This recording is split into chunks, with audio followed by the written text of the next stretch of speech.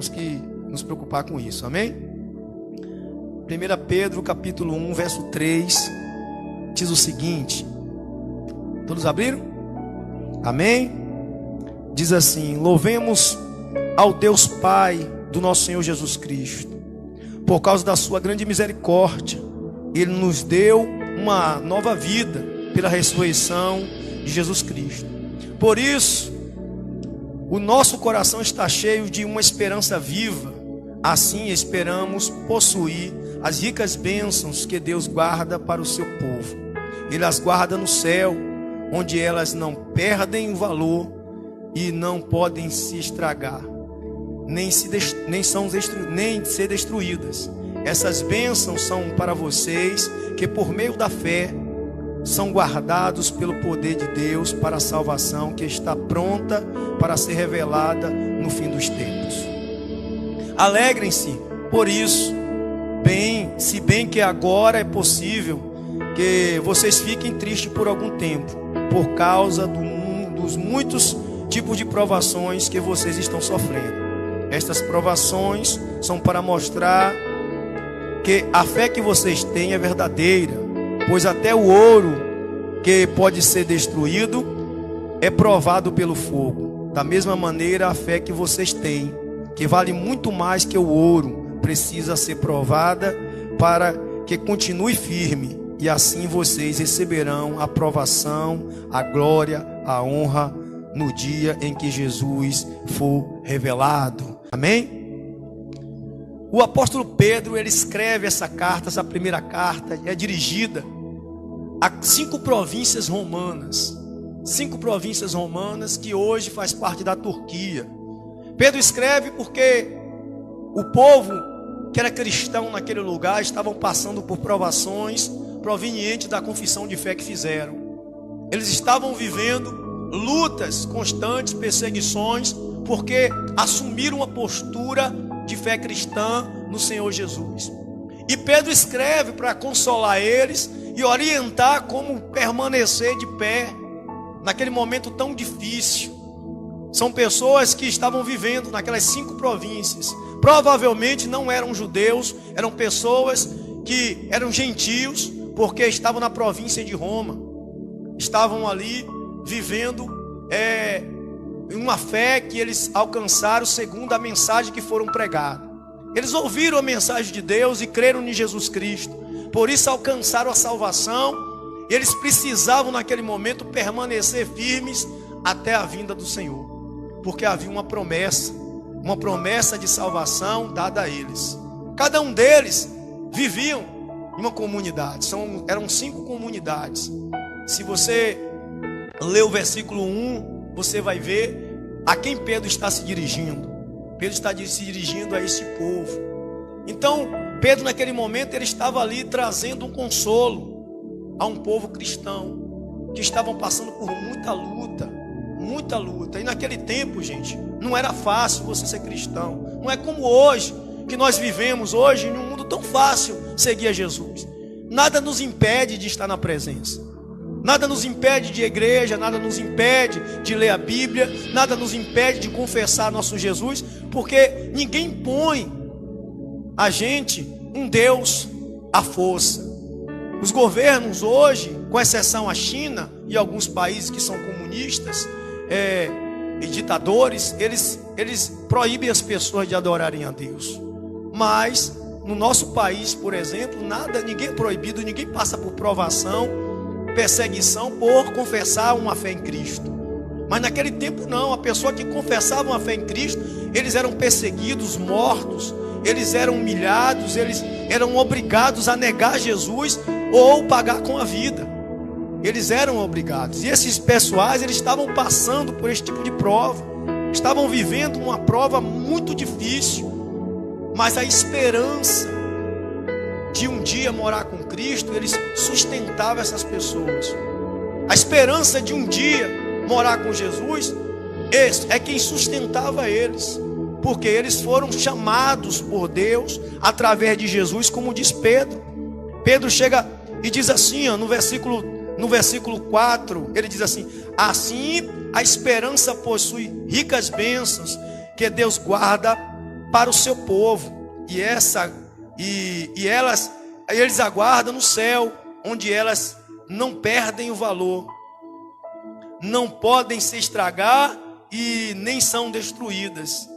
Essas bênçãos são para vocês por meio da fé, que são guardados pelo poder de Deus para a salvação que está pronta para ser revelada no final dos tempos. Ou seja, Deus, ele tinha algo preparado para aquele povo, como tem para a gente.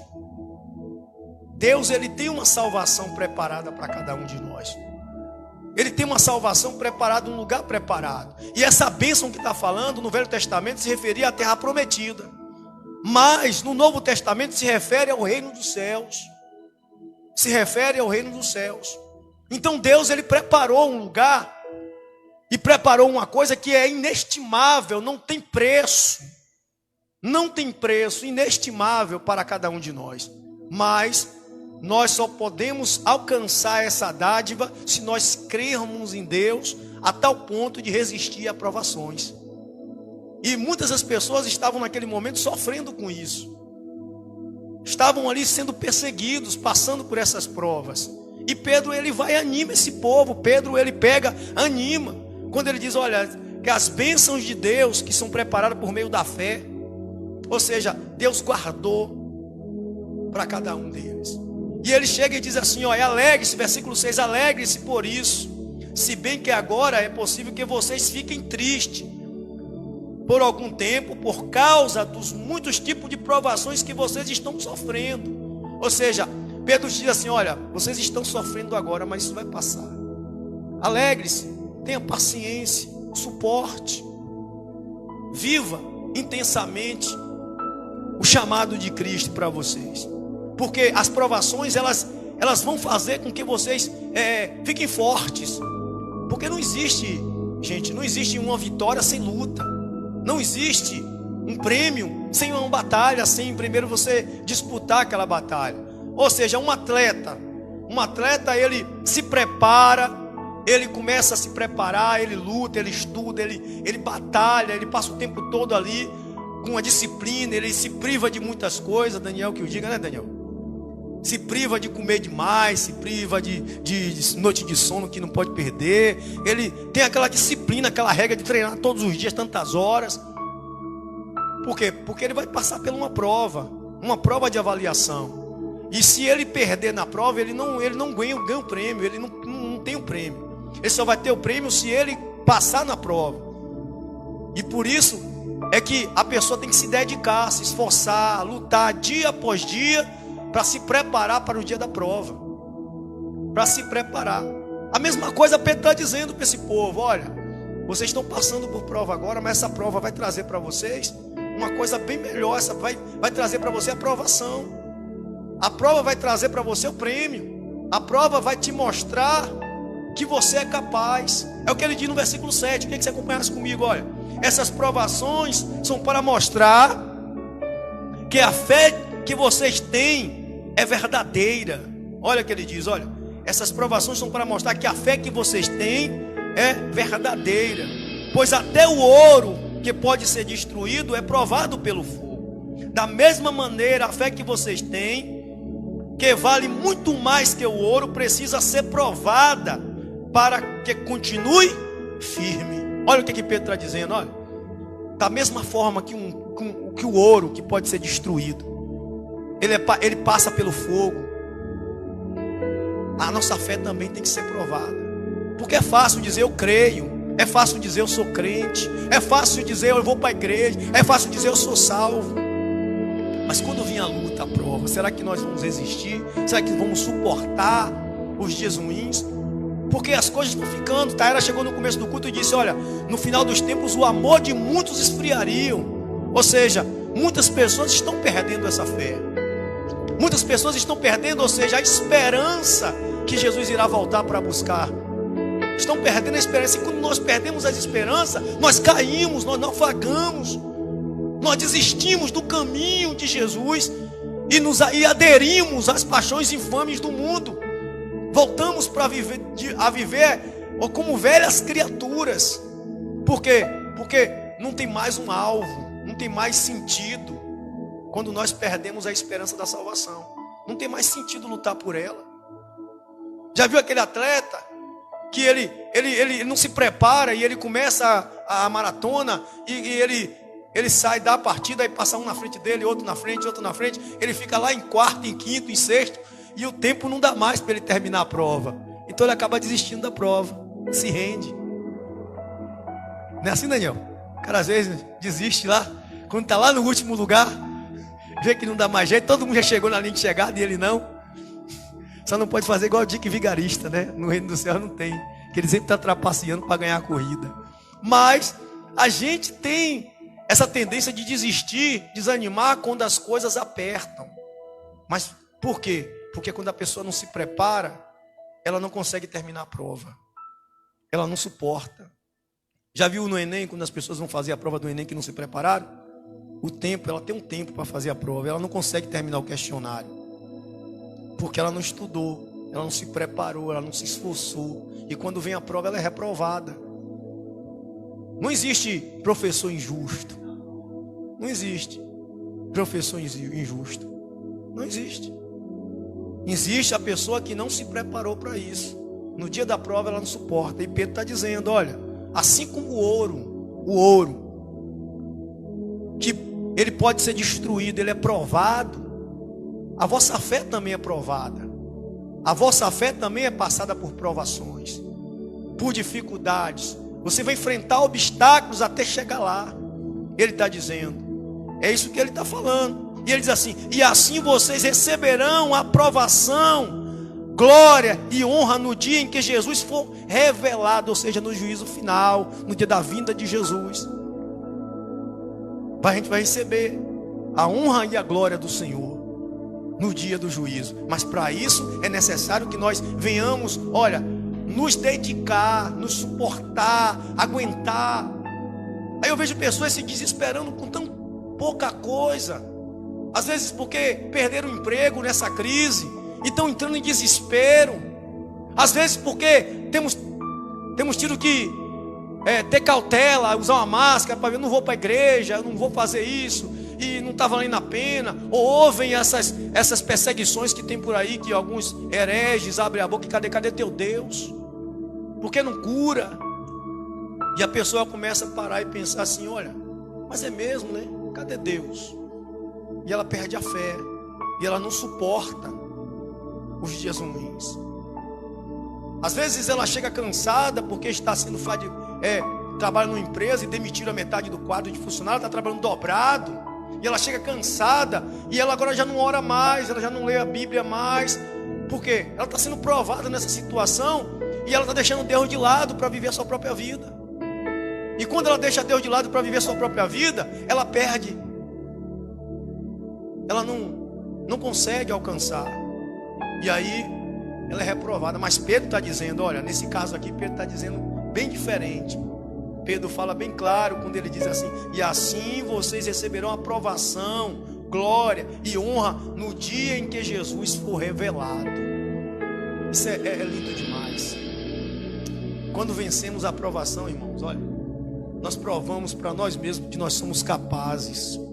Você reparou quando você ganha uma prova, quando você faz um concurso que você passa, que você recebe o seu diploma, que você terminou, né, Beth? Lutou tanto, né? Perdeu tanta noite de sono, né?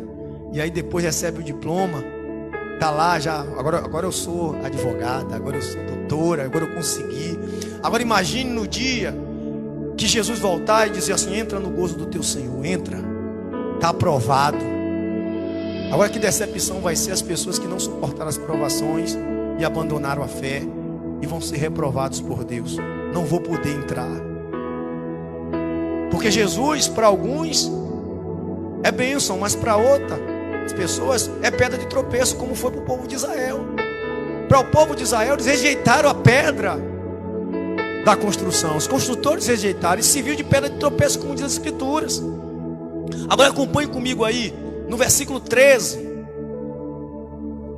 Nós falamos de perseverança, de esperança. Agora vamos falar de outro fator fundamental na vida do cristão, chama santidade.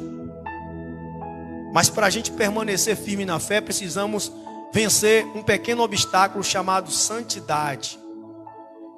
E Pedro dá um conselho ao povo para quem ele está se dirigindo. Ele diz assim, versículo 13: portanto, estejam prontos para agir e continue alertas e ponha toda a esperança na bênção que será dada a vocês quando Jesus for revelado, ou seja, no dia do juízo. Estejam o quê? Prontos. Ele diz, olha, estejam o quê? Esteja prontos. Mas como é que a gente está pronto? Primeiro a gente tem que ter a fé e a esperança, não é isso? E segundo, nós temos que estar santos. Olha o que aqui diz assim, no versículo 14: sejam obedientes a Deus e não deixe que a vida de vocês sejam dominadas por aqueles desejos que vocês tinham quando ainda eram ignorantes. Ou seja, quando vocês não conheciam a palavra, não conheciam Deus. Ele está dizendo, olha, sejam obedientes a Ele. Porque antes vocês tinham desejos ruins, ou seja, viviam na prática do pecado. Agora não.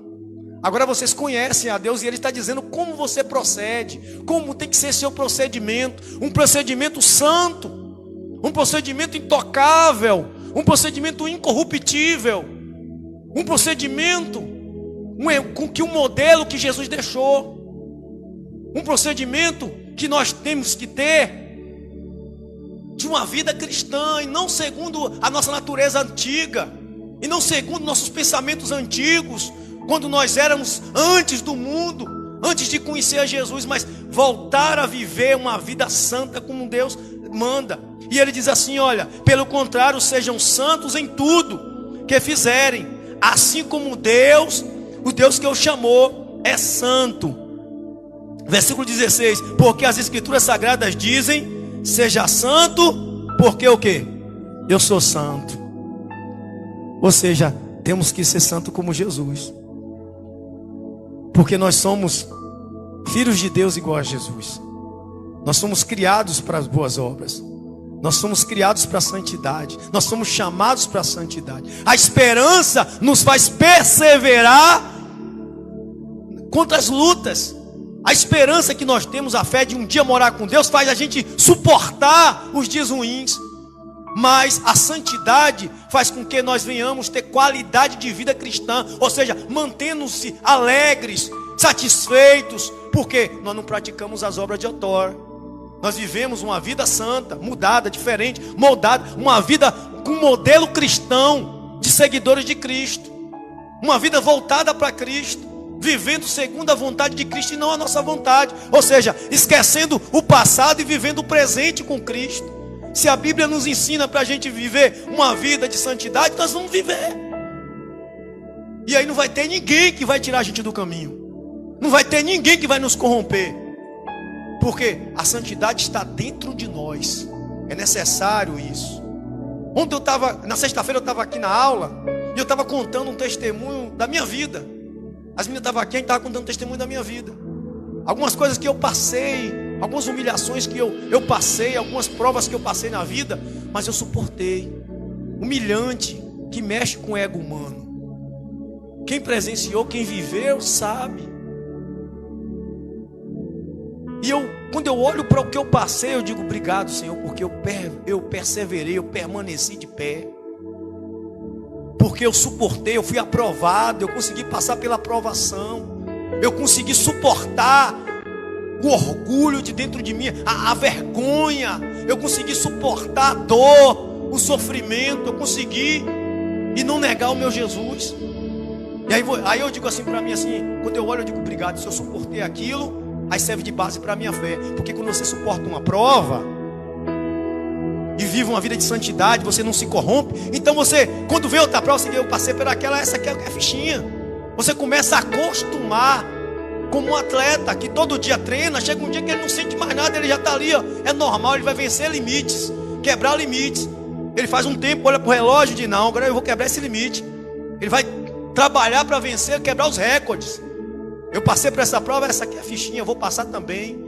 Ela não tem mais medo da prova, porque a vida dela já virou uma vida tão santa, tão já nos modos cristãos, que para ela é normal.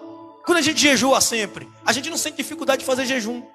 Quando a gente ora sempre, nós não temos dificuldade de orar. Quando nós temos o hábito de vir à igreja, nós não temos dificuldade de vir à igreja.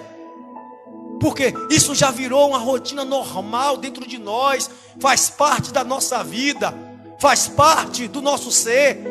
Isso não existe mais esforço. Aí Pedro diz, como Pedro tinha dito, olha, Pedro diz assim, ó, nesse momento vocês estão passando por provações, nesse momento.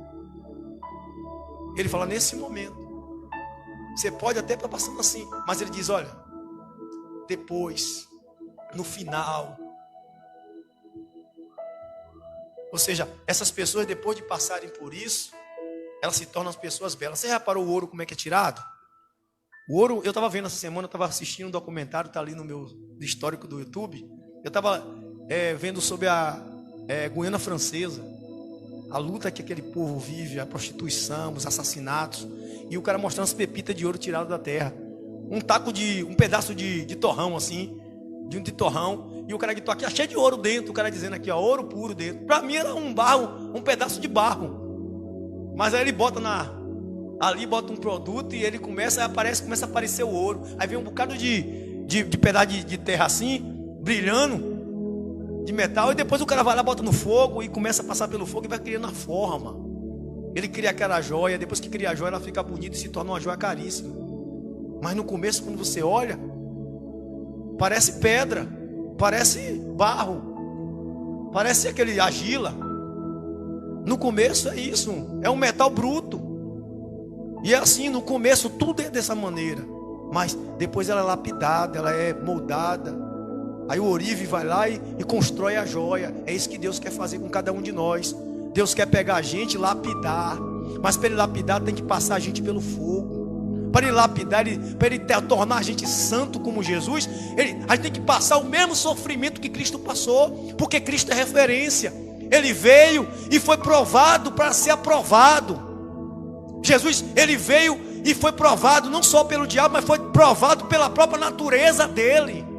A Bíblia diz que ele se tornou como ser humano, tendo a natureza de Deus, para depois ele alcançar a glória de ter o nome dele glorificado. Por isso que está escrito que diante do nome de Jesus toda língua confessa e todo joelho se dobra, porque ele foi aprovado. O servo do Senhor aprovado. Nós precisamos ser aprovados. Sabe para quê? Para que nós possamos ser sacerdote como Cristo. Para que nós possamos ser raça eleita. É o que diz lá em Pedro, capítulo 2, verso 9. Acompanhe comigo. Diz assim: mas vocês são raça escolhida, os sacerdotes do rei, a nação completamente dedicada a quem? A Deus. O povo que pertence a quem? A Ele. Vocês foram escolhidos para anunciar os atos poderosos de quem? De Deus, que os chamou da escuridão para a sua maravilhosa luz. Antes vocês era o quê? Não era o quê? Antes vocês não eram o quê? Povo de Deus. Mas agora são o quê?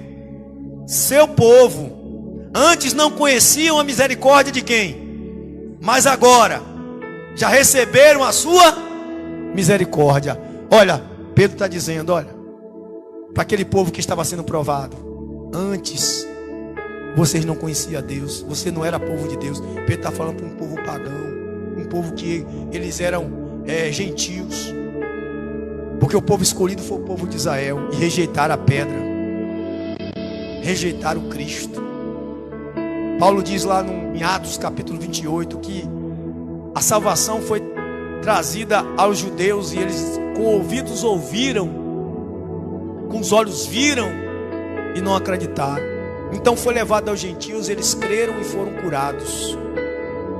Nós somos os gentios. Nós somos as pessoas que antes não tinham misericórdia de Deus. Nós somos as pessoas que antes não era povo de Deus, mas nós fomos chamados para ser sacerdócio real, povo escolhido. Nós fomos chamados, mas para isso precisamos ser aprovados. E só somos aprovados por meio de duas coisas: a fé e a santidade. A fé que nós iremos morar com Cristo produz a esperança E a santidade, ela nos dá aptidão. Nós somos aptos através da santidade, porque só entra no céu quem é santo. E santidade, irmão, não é andar com a Bíblia debaixo do braço ou uma saia comprida, não, irmãos. Santidade não é isso. Santidade é um coração puro. Santidade é um coração limpo. Santidade é não praticar as obras do passado e viver o presente com Cristo. Santidade é imitar Cristo em tudo. Santidade é ter um coração totalmente dedicado a Deus, como ele disse aqui. Ó, versículo 9. Vocês são raça escolhida, sacerdote do rei, nação completamente dedicada a Deus.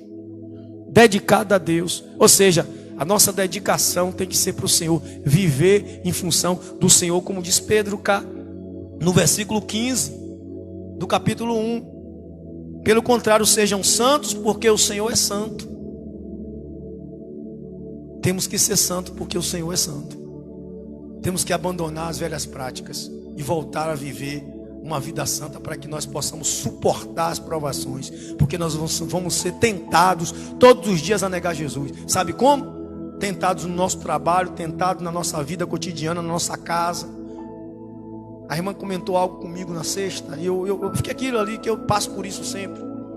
Uma pessoa foi ignorante com ela, foi bruta com ela, tentou, mas ela se pôs na postura, ela se pôs no lugar dela.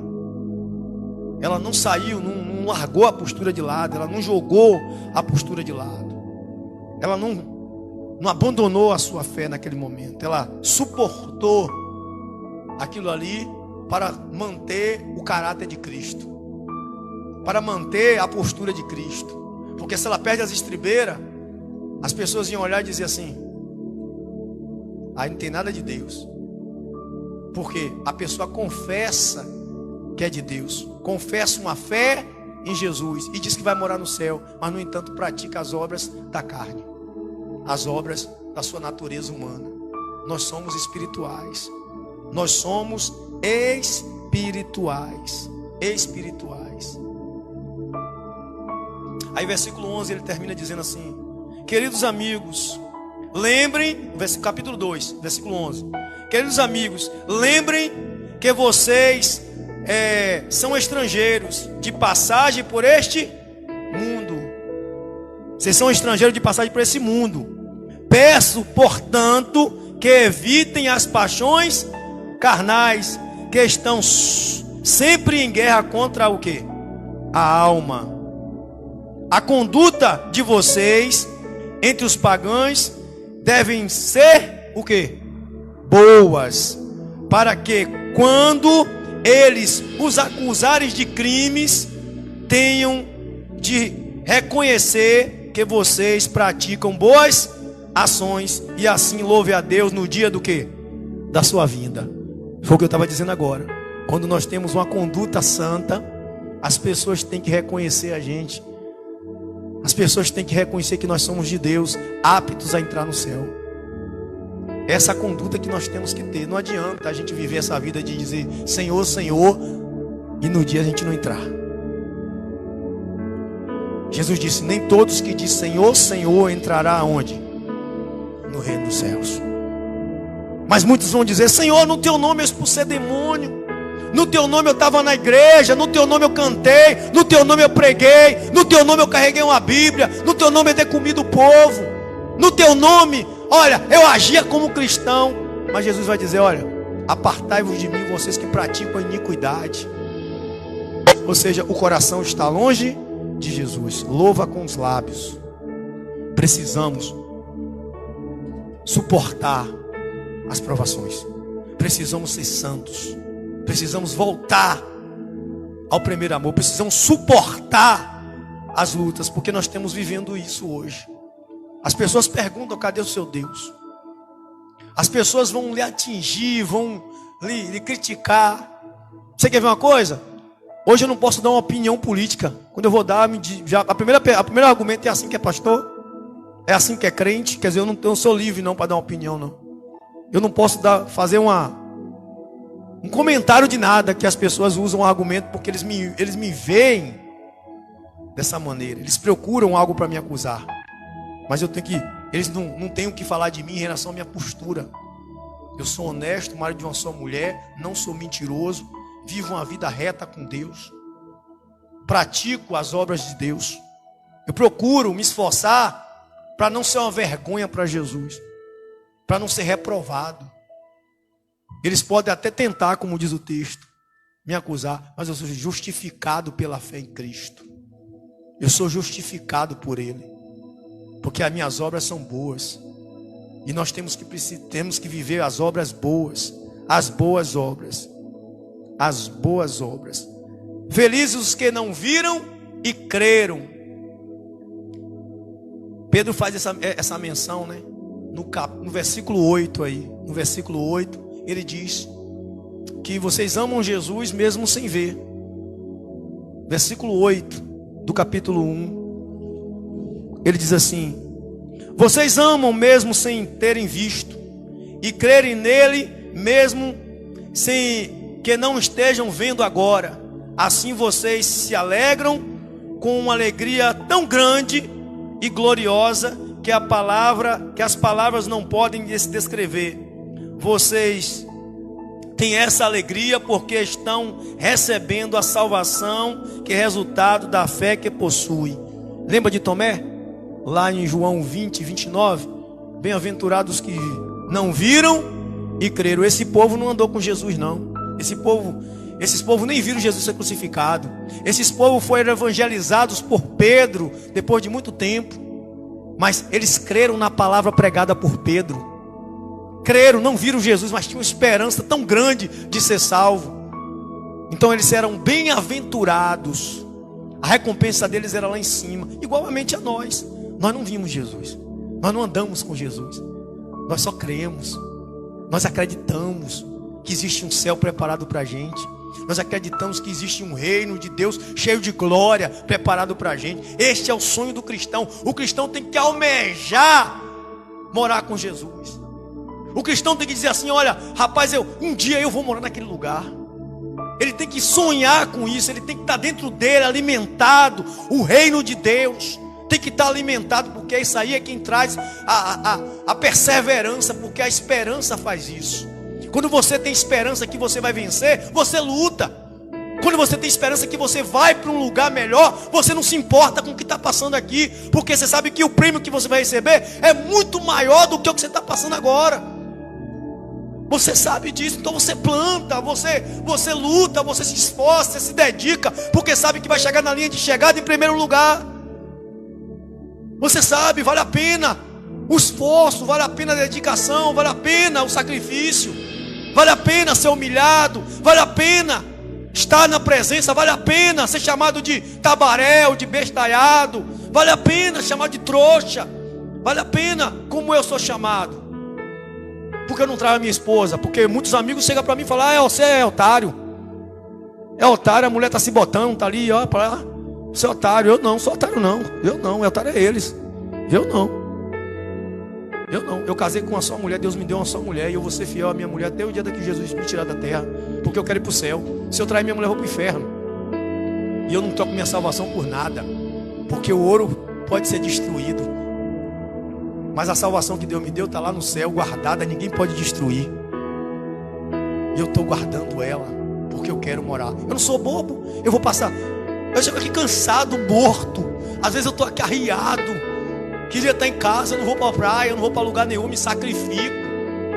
Às vezes eu passo hora de comer, hora de dormir, pensando, preocupado com a igreja, preocupado com as coisas de Deus, para chegar no dia eu ficar aqui nessa terra, por causa de uma provinha.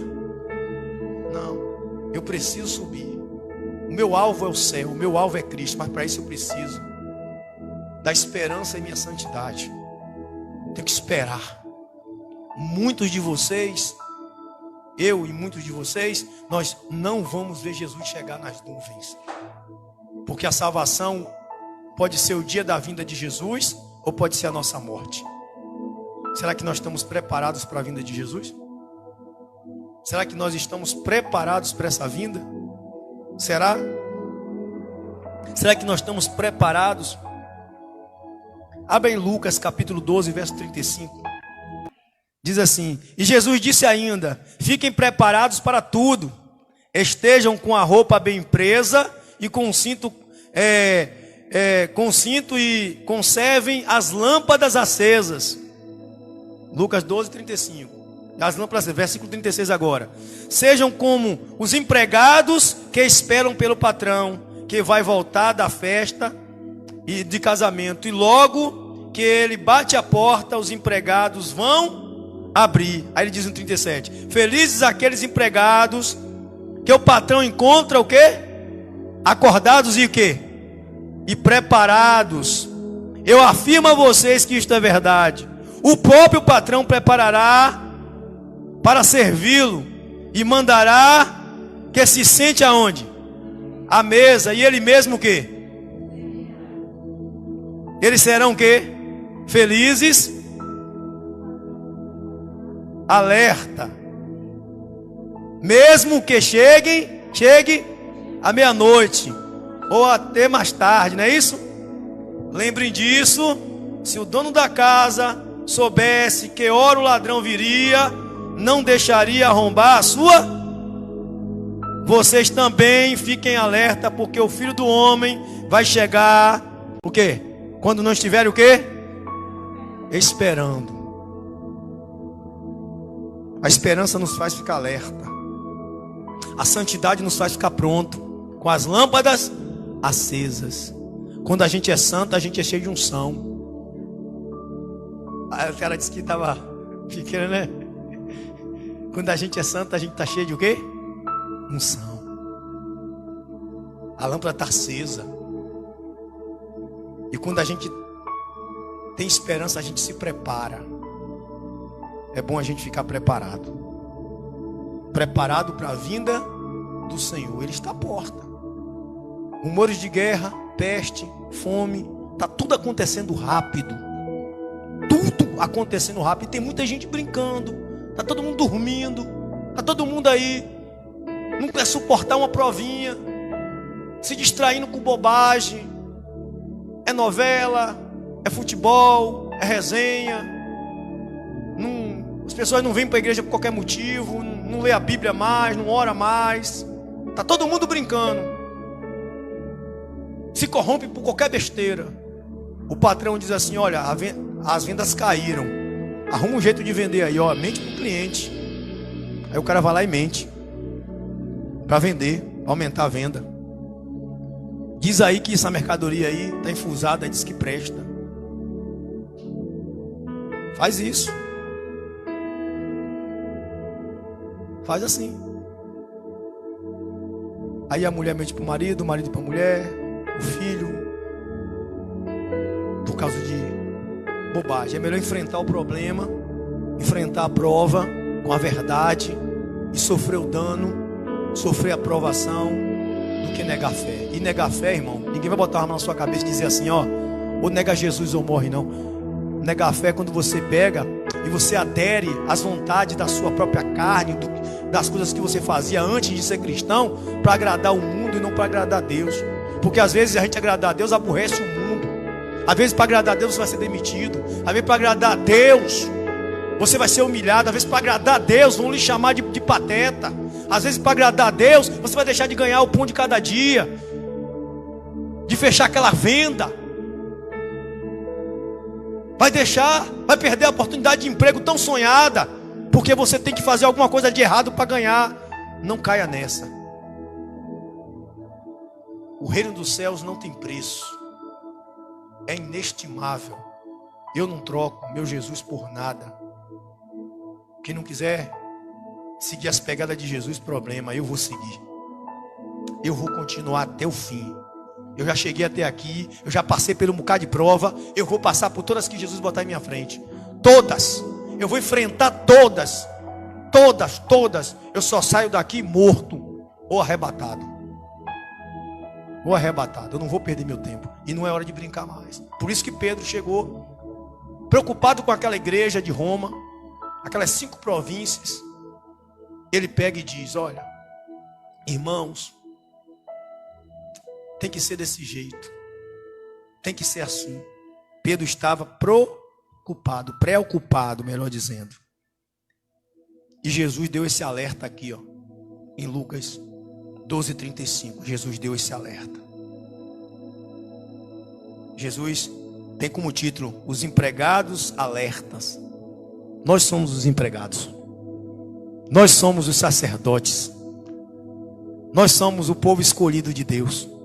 Nós somos as pessoas que foram chamadas para apresentar a glória de Deus ao mundo. E nós precisamos ficar alertas. Alertas. Porque tem muita gente hoje preocupado com autoajuda. Eu não estou preocupado. Se você... A gente cantou aqui, né? A gente cantou aqui, né? Se Deus fizer, né? Ele é Deus. Mas as pessoas, quando Deus não faz, ela perde a fé. Porque a fé dela está fundamentada nos milagres. A fé da gente tem que estar fundamentada no reino dos céus. A nossa esperança é de um dia subir. E não no que está acontecendo. No que Deus vai te dar agora. Não é nisso. É lá, ó. Nós somos chamados para ser salvos. E não para ganhar a bênção. A bênção é só a consequência da sua santidade. Jesus disse: buscai primeiro o reino dos céus e a sua justiça, e o demais será acrescentado. Ou seja, é um bônus. É um bônus. E a gente tem que largar disso. A gente tem que deixar essas coisas de lado. A gente tem que abandonar isso. Abandonar isso. Salmo 34:8, para terminar. Salmo 34:8. Salmo 34:8. Verso 8.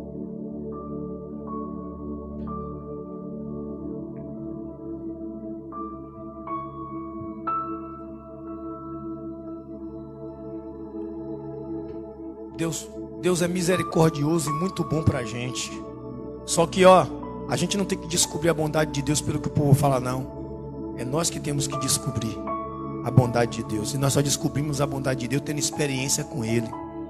O salmista diz assim, ó: procure descobrir por vocês mesmos como o Senhor Deus é bom. Feliz é aquele que encontra segurança nele. Que todos os que se dedicam a Deus o temam, pois aquele que o teme não tem falta de nada. Quem teme a Deus não tem falta de nada. Procura descobrir como Deus é bom. Porque quando você souber que Deus é bom e você ter a fé que quem vive para Deus não tem falta de nada, quem vive uma vida santa não tem falta de nada, então ela não cai na tentação do maligno. Jesus disse: por que andais ociosos pelo que comer e pelo que vestir? Jesus falou: por que está andando preocupado com sua vida? Por que está preocupado com as coisas desse mundo? Por que está preocupado com o aluguel, com a prestação? Por que está preocupado com a roupa? Por que está preocupado com isso? Se preocupa com o reino dos céus. Se preocupa com ir para o céu. E aí, nada vai te tirar da fé. Nada vai te fazer perder. Nada vai te abalar. Você não vai fracassar na caminhada. Você não vai. Porque você sabe que o prêmio é certo. Você sabe que você vai receber o prêmio. Você sabe que você vai conquistar. Você sabe que você vai ser salvo. No final da corrida você vai ser campeão. Você sabe disso. Então não precisa. É isso que tem tirado as pessoas. As provações de hoje não é aquelas. Aí eu comecei dizendo que aquele povo estava sendo perseguido. Provados pelo quê? Pela fé que confessavam. Nossa aprovação hoje é material, irmãos. Nossa fé hoje, ela é material. Ninguém bota uma arma na cabeça da gente e diz: nega Jesus ou morre. Ninguém obriga a gente a adorar outro Deus a pulso. Não. É as consequências da vida. É a falta do quê? Do trabalho. É a falta de tempo. É pensar no primeiro eu. Está igual o livro de Maquiavel, o príncipe. É viver a lei da pirâmide. Que eu tenho que estar no topo. Se eu não estiver no topo, não está bom. O diabo ofereceu a Jesus o que no deserto? Olha, te dou esse reino inteiro se tu prostrares aqui, ó, e me adorares. Não precisava Jesus dobrar diante do diabo, não. Bastava Jesus só almejar teu poder. Bastava só ele dizer assim, ele cobiçar o poder. Mas ele se fez, ó, nada, sendo ele dono de tudo. Ele abdicou de toda a sua glória, porque ele sabia que tinha um prêmio maior. A mulher perguntou: mestre, manda aqui um filho meu, senta à tua direita e outro à tua esquerda. Jesus disse: eles estão prontos para beber o cálice que eu vou beber? Eles podem, se eles beberem. Eles beberam depois. Se olhar a história de Pedro e de Tiago, você vai ver que eles beberam. E é isso que a gente tem que entender. Aí eu falei aqui essa semana de Judas. Por que que Judas traiu Jesus? A gente vai terminar. Judas traiu Jesus por frustração. Porque Judas achava que Jesus ia tomar o reino de Roma. Ia dar a ele uma posição. Porque Jesus disse assim... Olha, Pedro perguntou depois da passagem do jovem rico lá em Lucas, né? Aí disse assim... Mestre, nós que deixamos tudo e te seguimos, nós vamos ganhar o quê? A recompensa que eles estavam pensando era terrena. Aí Jesus disse assim, ó, aqueles que me seguiste, quando eu me assentar no trono da glória, vós também sentareis em 12 tronos para julgar as 12 tribos de Israel. Falou isso para Pedro, mas Judas ouviu. Na cabeça de Judas o trono seria aqui, para julgar uma das tribos. Ele ia ser rei de uma província, das 12 tribos. Então quando ele viu que Jesus, o plano de Jesus não era terreno, era celestial, ele fez o quê? Vendeu Jesus por 30 moedas. É isso que vai acontecer com muita gente que não tem, olha, a visão no reino dos céus, que o reino é terreno. Vai vender Jesus pelas moedas, pela casa, pelo emprego, pelo um casamento, pelo um filho, pelo um carro, pela uma roupa, pela uma TV.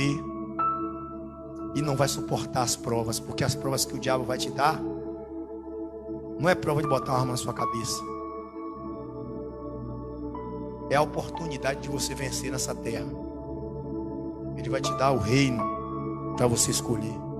E a gente vai ter que suportar. Mas para isso tem que ter esperança e a santidade que Pedro está dizendo. Porque nós somos sacerdotes de Deus.